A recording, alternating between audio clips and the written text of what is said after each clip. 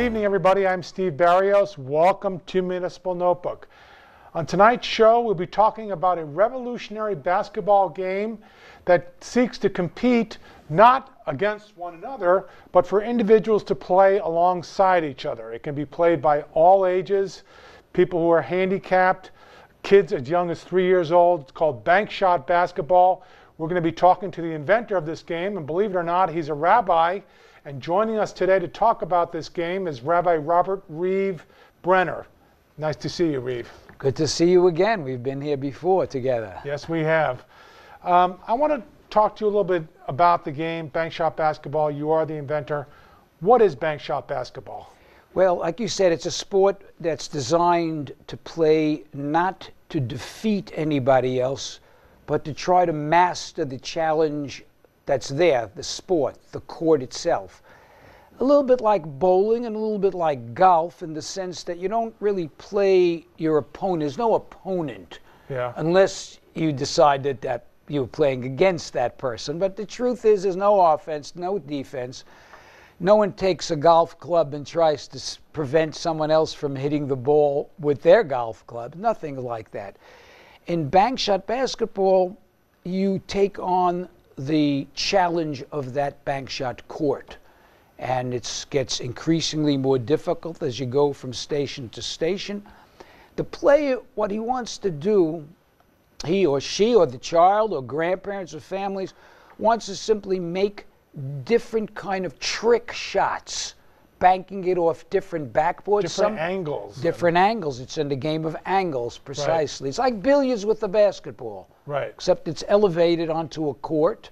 And the structures are very beautiful. They've been in several museums as art. If you go to Boston Children's Museum right now, if you went to the Boston Children's Museum, you'd see Bankshot in a pavilion, and the kids are playing it. And it's also been at the Museum of Modern Art in New York in their design department.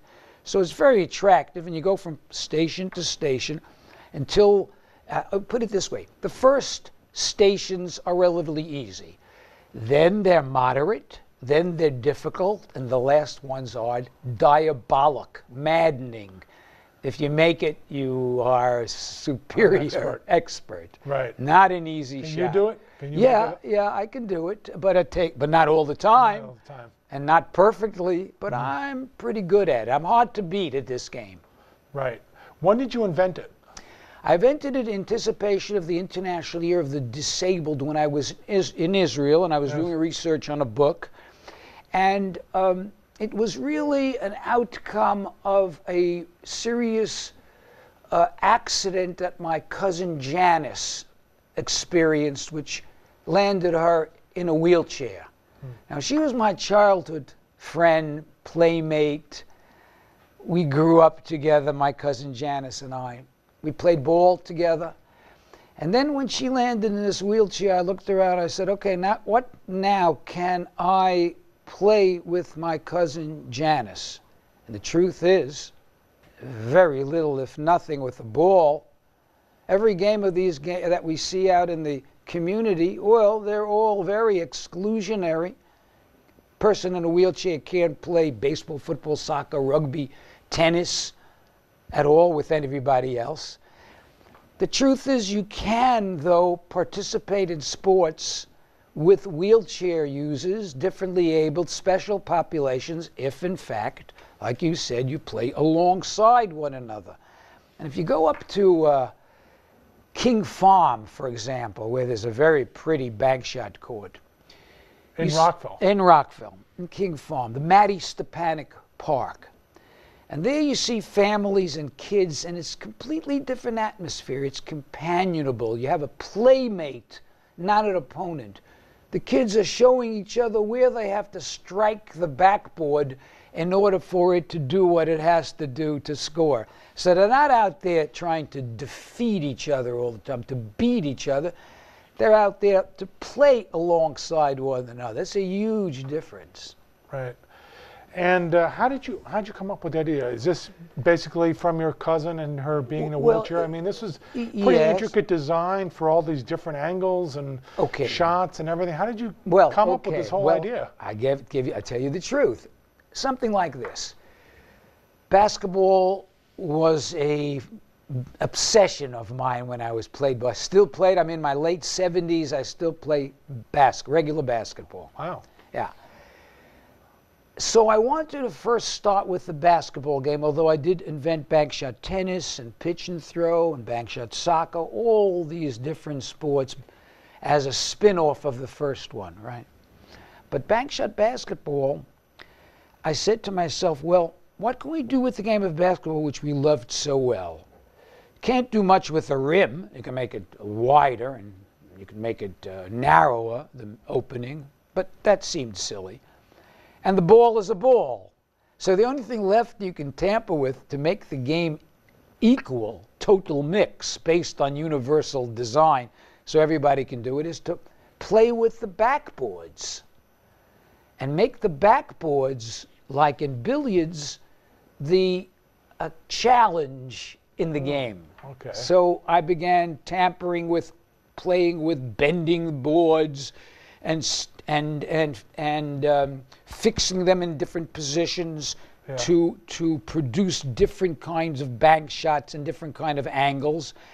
And slowly I evolved into a game of the increasingly difficult and more exciting and more challenging stations of different types of bank boards.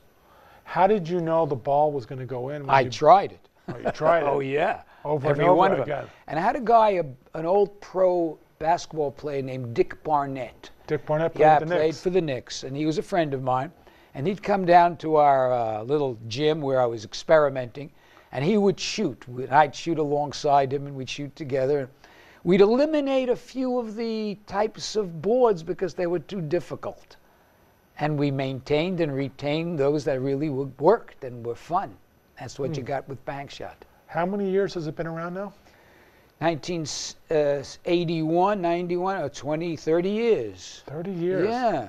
And there are 300 courts all over the world. All over the world, not Right. just in the United States. Not in the United States. In Israel, there are quite a number. In Japan, there are half a dozen. There's Korea, Kuwait. Imagine people in Kuwait playing Bankshot, a sport that a rabbi invented. It'd probably blow their minds if they found out that it was a rabbi who invented the sport. But the sport is an equalizer.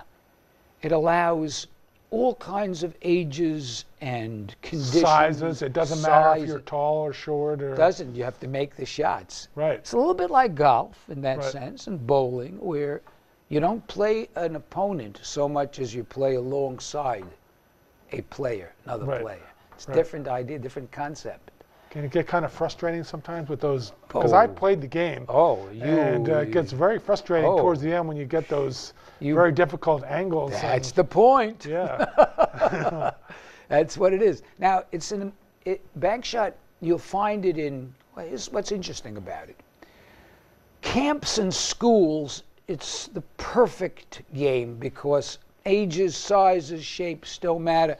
A kid who's started school, 5, 6 years old, can go out on the court. His whole group can get on the court and play alongside the kids who are teens. And so you have them in camps and schools. They're excellent. In fact, if you think about it, what else do you have? What sport, what playground, play field, or play court do you have for school-age kids? The truth is nothing. Just a playground. You have the playgrounds are not for that age group. They're for tots. They're for preschoolers.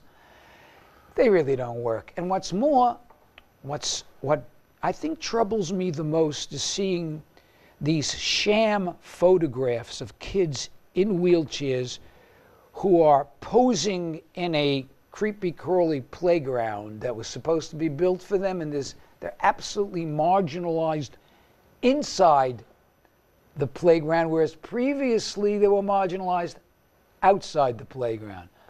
What could a kid in a wheelchair do in a creepy crawly climbing playground once he or she is wheeled into this contraption? The answer is nothing. So it's a bit of, how should I say, an emperor without clothing.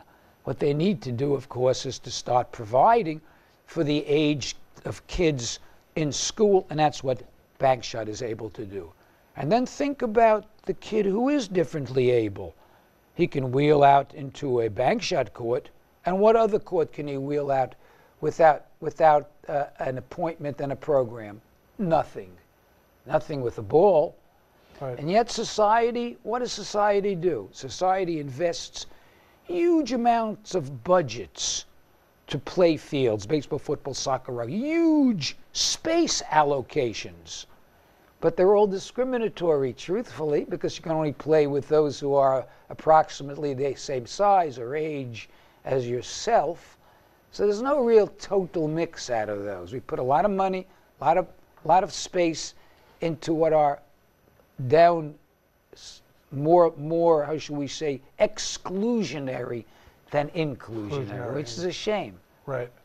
Now, you mentioned elementary school kids can play this. Do they play the actual court, or are they on a special court? No, no special court at all. They're out there. It's perfect age for them. Camps love it. You have it in camps? A lot of camps have it. Yeah. Yes. Oh, yeah. And of course, the Jewish Community Center's camp uses it. Mm-hmm. The kids in Mattie Stepanek Park come from different camps to play it. Oh, camp kids and school kids age. That's, you know why? Because there's very little else that they can do. Adults what else play is it too. there? And of course, adults, families. Right. I go out and I see families playing Bankshot, all kinds of different ages. And you don't have to play by the rules, if you will, in this kind of a game. Yeah. You go out there and you play, you know, like you would just hang out and create whatever it is. And then if you want to play a serious game of Bankshot, you can. There'll be a very serious game of Bankshot in Salisbury, North Carolina next year, where the Bankshot Nationals are taking place. And as I said, tournament. I may go out there and compete. I don't know. I haven't decided yet. Yeah, they complain. They say you're a ringer.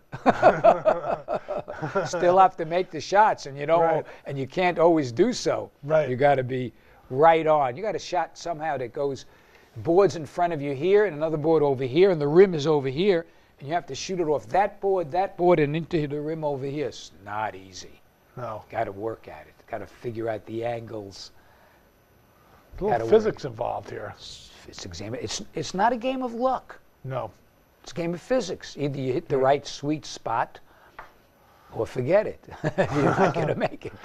Do you get another chance if you don't make it? Yeah, you get 2 tries at each circle. There are 3 circles: 2-point shot, 3-point shot, 5-point shot. You can get 10 points at each station. You get 2 tries to make the shots, the one of them. And there are, 10 points at each station. You get exactly 180 points on an 18-station game. Oh, yeah. Great. Well, we're going to take a short break. When we come back, I will talk to the rabbi about where in Montgomery County you can find a Bankshot basketball court. And we'll also find out what the rabbi is doing. He's written a few books, and we'll talk briefly about that. Stay tuned. We'll be right back. Today, about 1 in 5 Americans is living with a disability. Over 50 million people, including many of our friends and neighbors, teachers and co-workers, heroes and leaders. 20 years ago, the Americans with Disabilities Act guaranteed every person the right to live, work, and participate fully in the American experience. We've come a long way since then, and we are committed to making even more progress in the years ahead. Visit disability.gov to see how you can help.